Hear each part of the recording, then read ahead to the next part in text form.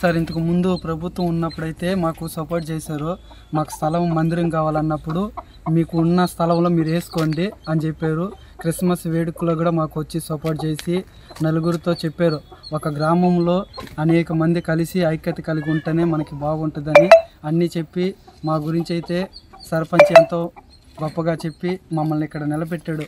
కానీ ఇప్పుడు ప్రభుత్వం మారిన కాడ క్రైస్తులు అనే వాళ్ళని ఈ ఊర్లో ఉండకూడదు, పాస్టర్ అనేది అస్సలు ఉండకూడదు, అన్ని తరిమేయాలని అన్నారు. తరిమేసినారు కూడా.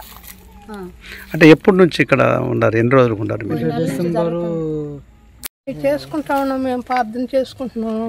మా బాధలు బట్టి మేము వచ్చి చేరుకున్నాము. కానీ వాళ్ళు మమ్మల్ని రమ్మని పిలవాల.